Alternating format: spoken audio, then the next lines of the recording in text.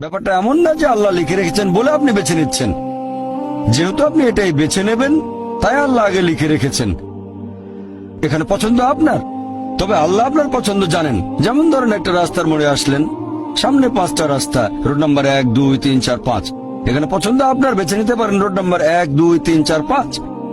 আপনি গেলেন রোড 2-এ। এটা আগে থেকেই লেখা আছে আপনার নিয়তিতে যে আপনি যাবেন 2 নম্বর রোডে।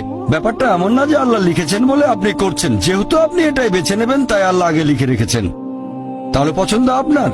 আপনি চাইলে টাকা উপার্জন করতে পারেন ভালো কাজের মাধ্যমে, হালাল উপায়ে, অথবা পারেন চুরি করে হারাম উপায়ে। পছন্দ আপনার। ধরেন চুরি করলেন, এটা আপনার সিদ্ধান্ত। তবে আল্লাহ আগে থেকে জানেন যে এই লোকটা সহজে টাকা পেতে চায়, তাই চুরি করবে। তাই আল্লাহ আগে লিখে রেখেছেন যে এই লোকটা 25 বছর বয়সে চুরি করবে। এখানে দোষটা কার? দোষ আসলে আপনার। তবে আল্লাহর আছে ইলমে গায়েব, তাই তিনি আগেই লিখে রেখেছেন।